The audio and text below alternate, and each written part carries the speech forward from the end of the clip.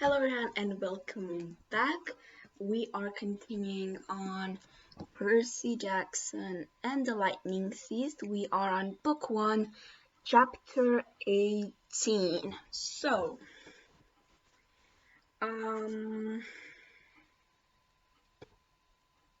yeah, pretty interesting. Sorry, I just got blocked there. I don't know why. So, get comfortable, get anything you need. Water, food, whatever. I have my like last time because it's pretty cold even though I'm hot. Never mind. It's pretty cold and just want to feel comfortable. I'm already here. So, Jake, take anything you need. If you're doing something while listening, good luck, and we are diving right back in. Chapter 18. Annabeth does obedience school. We stood in the shadows of Valencia Boulevard, looking up at the gold letters etched in black marble, DOA Recording Studios. Underneath stenciled on the glass doors, no solicitors, no loitering, no living. It was almost midnight, but the lobby was brightly lit and full of people. Behind the secretary desk sat a tough-looking guard with sunglasses and an earpiece. I turned to my friends. Okay, you remember the plan? The plan, Grover gulped. Yeah, I love the plan. Annabeth said, what happens if the plan doesn't work? Don't think negative. Right, she said. We're entering the land of the dead, and I shouldn't think negative. I took the pearls out of my pocket, the 3 milky spheres the Nereid had given me in Santa Monica. They didn't seem like much of a backup in case something went wrong. Annabeth put her hand on my shoulder. I'm sorry, Percy. You're right. I'll make it. I'll be fine. She gave Grover a nudge. All right, he chimed in. We got this far. We'll find the Master Bolt and save your mom. No problem. You sure? I'm not saying anything, but... I looked at them both and felt really grateful. Only a few minutes before, I'd almost got them stretched to death on deluxe waterbeds, and now they were trying to be brave for my sake, trying to make me feel better. I slipped the pearls back into my pocket. Let's whoop some underworld butt. We walked inside the DOA lobby. Music played music. Not music. Played softly on hidden speakers. The carpet and walls were steel gray. Pencil cactuses grew in the corners like skeleton hands. The furniture was black leather and every seat was taken. There were people sitting on couches, people standing up, people staring out the windows or waiting for the elevator. Nobody moved or talked or did much of anything. Out of the corner of my eye, I could see them all just fine, but if I focused on any one of them in particular, they started looking transparent. I could see right through their bodies. The security guard's desk was raised podium, so we had to look up at him. He was tall and elegant, with chocolate-colored skin and bleached blonde hair, shaved military style. He wore tortoise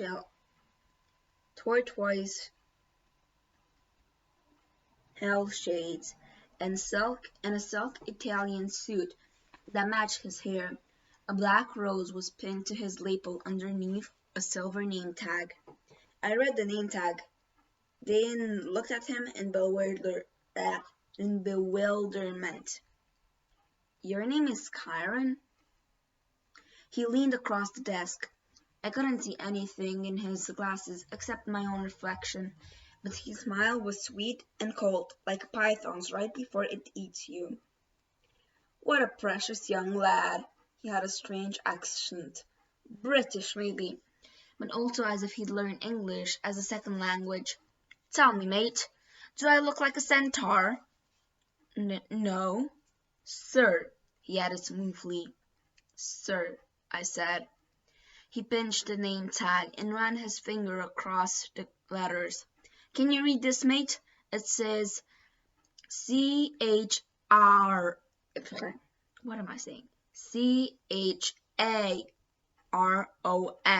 Say it with me. Quran. Quran. Amazing! Now, Mr. Quran. Mr. Quran, I said. Well done, he said back. I hate being confused with that old horseman. And now, how may I help you, little dead ones? His question caught in my stomach like a fastball. I looked at Annabeth for support. We want to go to the underworld, she said. Kyron's mouth twitched. Well, that's refreshing. Is it? She asked. Straightforward and honest. No screaming. No, there must be a mistake, Mr. Caron. He looked us over. How did you die, then? I nudged Grover. Oh, he said. Drowned. In the bathtub. All three of you? Caron asked. We nodded. Big bathtub. Karen looked mildly impressed. I don't suppose you have coins for passage? Normally with the dolls. You see, I could change your American Express or add the Fury price to your last label cable bill. Both children, alas, you never die prepared. Suppose you'll have to take a seat for a few centuries. Oh, but we have coins. I set 3 golden drachmas on the counterpart of the stash I'd found in Krusty's office desk. Sorry. Well, now, Caron moistened his lips. Real drachmas. Real golden drachmas. I haven't seen these in... His fingers hovered greedily over the coins. Then Caron looked at me. That cold stare behind his glasses seemed to bore a hole through my chest. Here now, he said. You couldn't read my name correctly. Are you dyslexic, lad? No, I said. I'm dead. Chiron leaned forward and took a sniff. You're not dead. I should have known. You're a godling. We have to get to the underworld, I insisted. Chiron made a growling sound deep in his throat. Immediately, all the people in the waiting room got up and started pacing, agitated, lighting cigarettes, running hands through their hair, or checking their wristwatches. Leave while you can, Chiron told us. I'll take these and forget I saw you. He started to go for the coins, but I snatched them back. No service, no tip. I tried to sound braver than I felt. Chiron growled again, a deep, blood-chilling sound. The spirits of the dead started pounding on the elevator doors. It's a shame, too, I sighed. We had more to offer. I held up the entire bag from Krusty's stash. I took out a fistful of drachmas and let the coins spill from my fingers. Chiron's growl changed to something more like a lion's purr. Do you think I can be bought, Godling? Just out of curiosity, how much have you got there? A lot, I said. I bet Hades doesn't pay you well enough for such hard work. Oh, you don't know the half of it. How would you like to babysit these peers all day? Always, please don't let me be dead. Or, please let me across for free. I haven't had a pay raise in 3,000 years. Do you imagine suits like this come cheap? You deserve better, I agreed. A little appreciation, respect, good pay. With each word, I stashed another gold coin on the counter. Chiron glanced down at his silk Italian jacket, as if imagining himself in something even better. I must say, lad, you're making some sense now, just a little. I stacked another few coins. I could mention a pay raise while I'm talking to Hades. He sighed. The boat's almost full anyway. I might as well add you three and be off. He stood, scooped up our money, and said, "Come along." We pushed through the crowd of waiting spirits, who started grabbing at our clothes like the wind, their voices whispering things I couldn't make out. Karan shoved them out of the way, grumbling, "Freeloaders." He escorted us in the elevator, which was already crowded with souls of the dead, each one holding a green boarding pass. Karan grabbed two spirits who were trying to get on with us and pushed them back into the lobby. "Right. Now, no one get any ideas while I'm gone," he announced to the waiting room.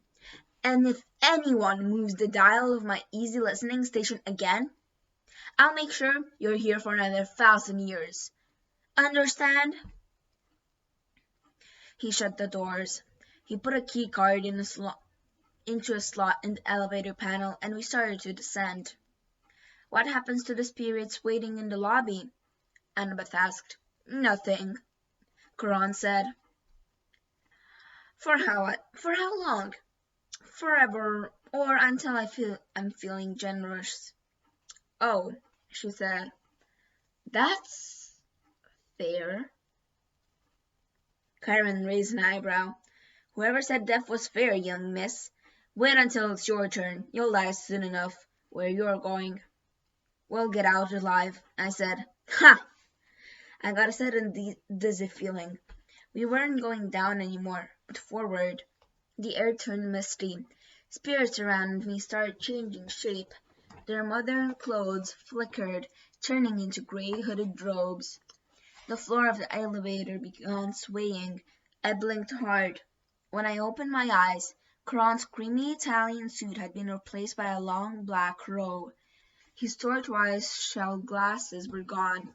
Where his eyes should have been were empty sockets, like Ares' eyes, except Karan's were totally dark, full of night and death and despair.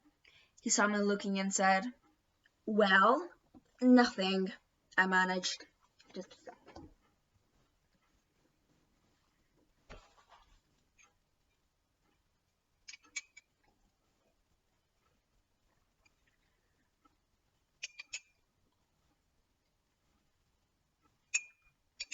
My voice is really hoarse for some reason.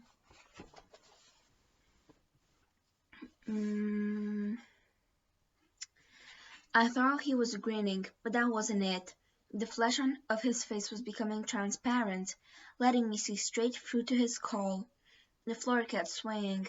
Grover said, "I think I'm getting seasick." When I blinked again, the elevator wasn't an elevator anymore. We were standing in a wooden barge. Karan was pulling us across a dark, oily river, swirling with bones, dead fish, and other strange things. Plastic dolls, crushed carnations, sooty diplomas, and gilt edges. "The river sticks," Annabeth muttered. "It's so polluted," Karan said. "For thousands of years, you humans have been throwing in everything as you come across. Hopes, dreams, wishes that never came true. Irresponsible waste management, if you ask me." Mist curled off the filthy water. Above us, almost lost in the gloom, was a ceiling of stalactites. Ahead to far shore glittering of greenish light, the color of poison. Panic closed up my throat. What was I doing here? These people around me, they were dead.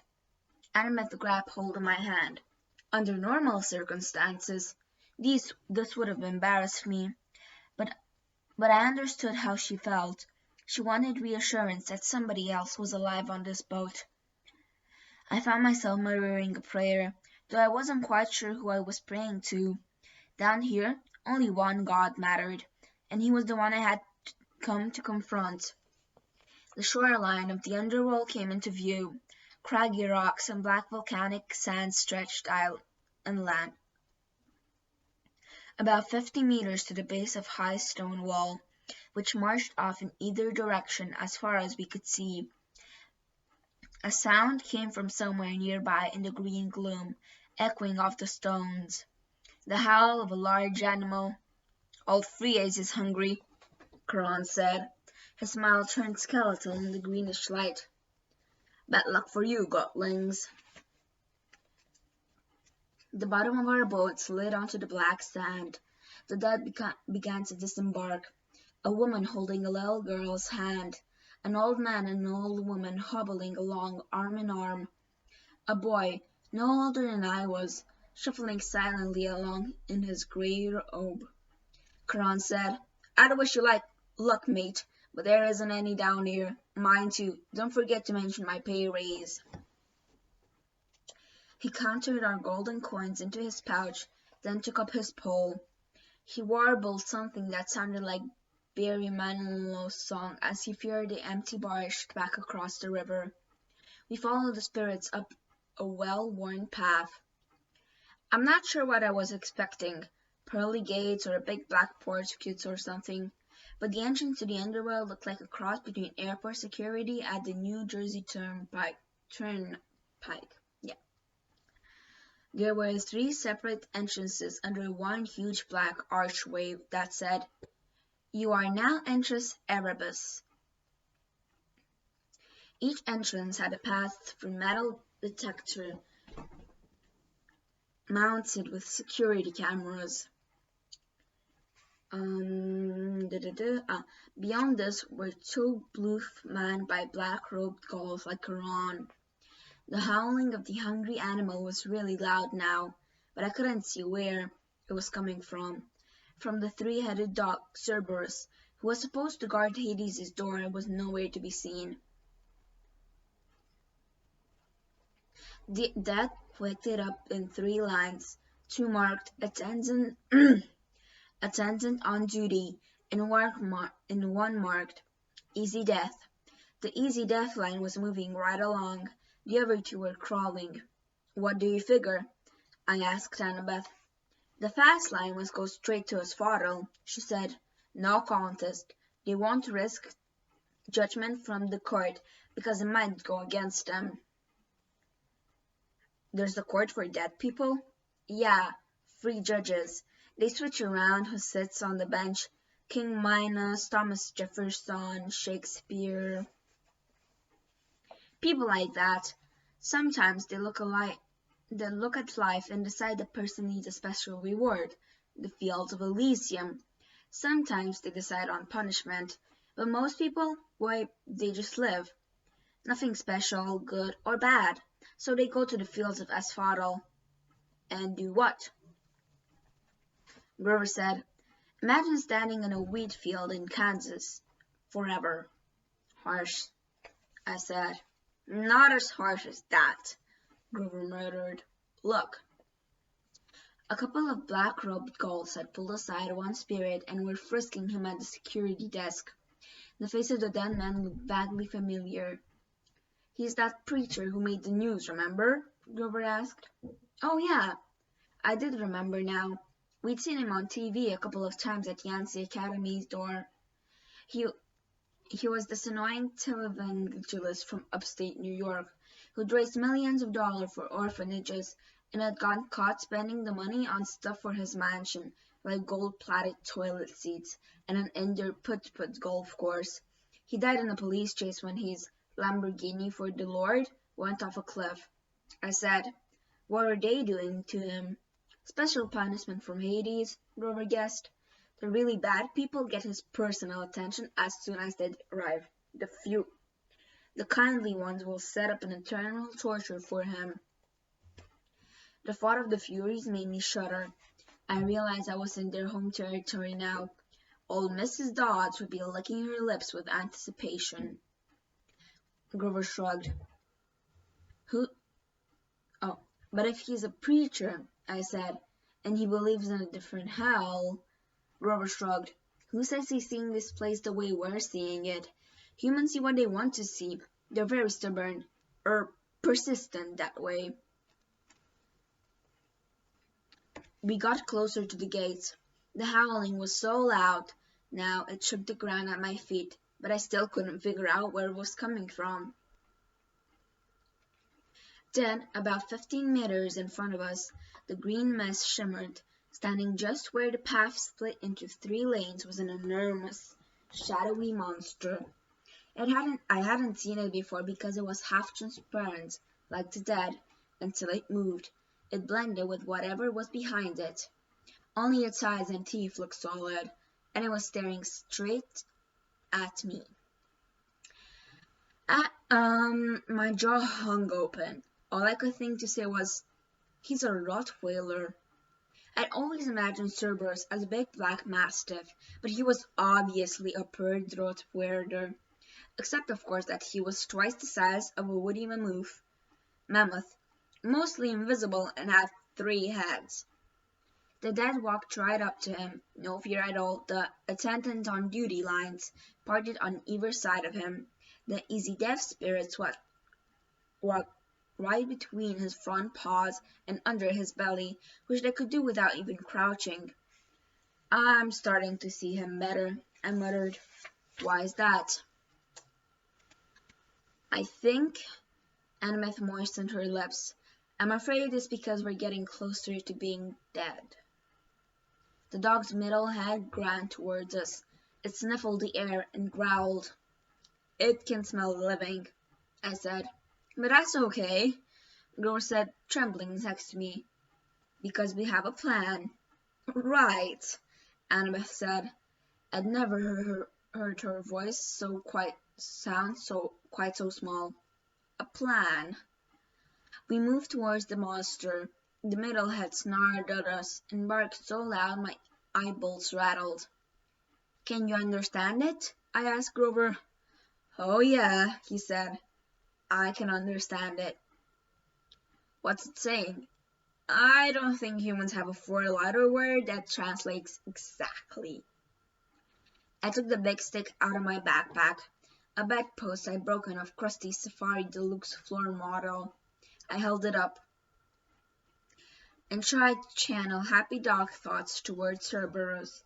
Alpo commercials, cute little puppies, fire hydrants. I tried to smile like it wasn't about to die. "Hey, big fella," I called up. "I bet they don't play with you much." Growl. "Good boy," I said weakly. I waved the stick.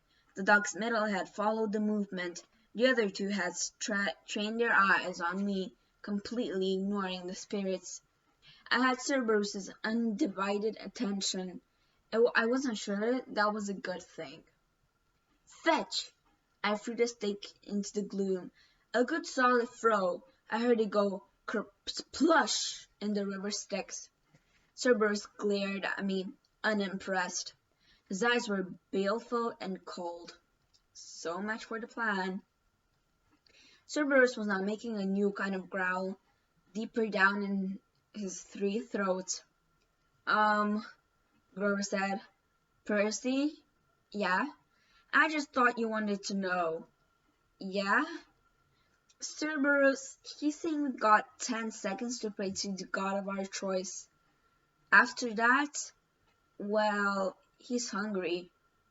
"Wait," Annabeth said. She started riffling through her backpack. Uh-oh, I thought. 5 seconds, Grover said. "Do we run now?" Annabeth produced a red rubber ball the size of a grapefruit. It was labeled Waterland Denver CO. Before I could stop her, she raised the ball and marched straight up to Cerberus. She shouted, "See the ball? You want the ball, Cerberus? Sit!" Cerberus looked as stunned as we were.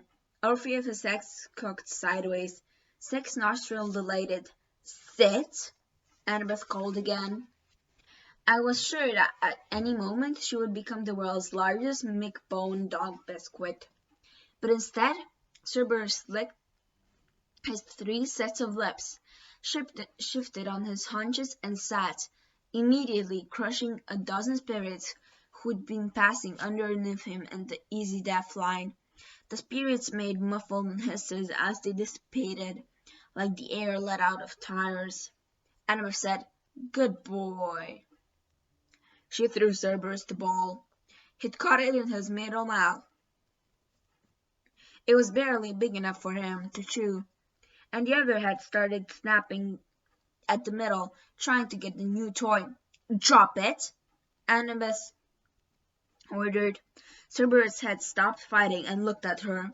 The ball was wedged between two of his teeth, like a tiny piece of gum. He made a loud, scary whimper, then dropped the ball, now slimy and bitten nearly in half, at Annabeth's feet. "Good boy!" She picked up the ball, ignoring the monster spit all over it. She turned towards us. "Go now, easy death line. It's faster." I said, "But now!" she ordered, in the same tone she was using on the dog. Grover and I inched forward warily.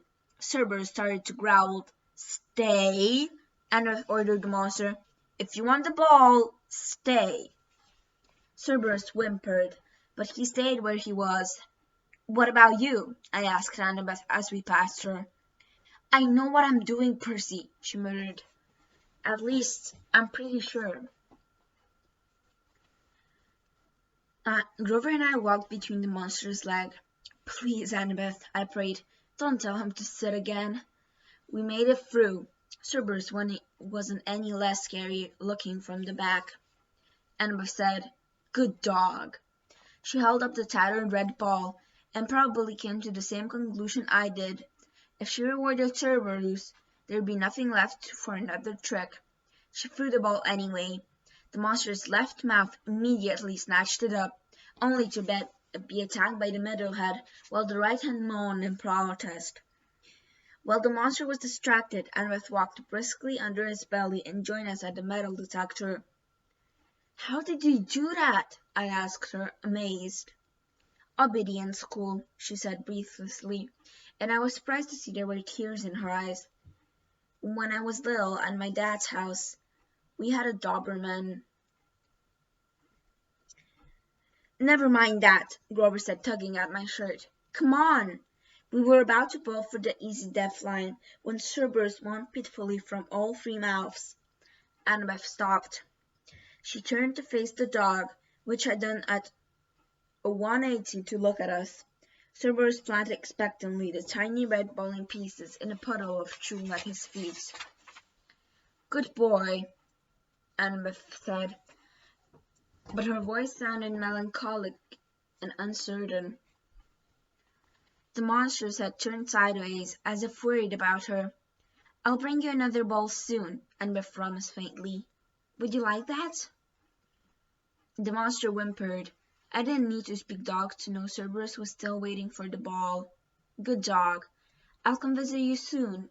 I promise." Annabeth turned to us. "Let's go." Grover and I pushed through the metal detector, which immediately screamed and set off flashing red lights. "Unauthorized possessions. Magic detected." Cerberus started to bark. We burst through the easy death gate. We started even more alarm and flaring. We raced into the underworld. A few minutes later, we were hiding, out of breath, in the rotten trunk of an immense black tree, as security guards scudded past, yelling for backup from the Furies. Grover murmured, "Well, Percy, what have we learned today?" "That three-headed dogs prefer red rubber balls over sticks?" "No," Grover told me. "We've learned that your plans really, really bite." I wasn't sure about that. I thought maybe Annabeth and I had both had the right idea. Even here in the underworld, everybody, even monsters, needed a little attention once in a while. I thought about that as we waited for the gulls to pass. I pretended not to see Annabeth wipe a tear from her cheek as she listened to the mournful keening of Cerberus in the distance, longing for his new friend. And that is it for chapter 18. So I have some real thoughts about this chapter. First of all, Percy's right. Even in the underworld, even monsters need a little bit of attention. I used to have a dog. We had to give him away because he was really sad and we didn't have time with school and work and all. to take proper care of him, so we decided it was better for him. It was really sad, but still, he needed the attention he deserved. Also, I think that Percy, as I said in the last chapter, he started to think much faster because with Quran, again, the plan failed, but um he realized and he thought quickly how to make them pass, which I think is really good. Also, how he describes all the dead and everything is really nice. And so hope you enjoy it. Don't forget to subscribe to know when the new next chapter is going to come out. And I'll see you next time. Bye.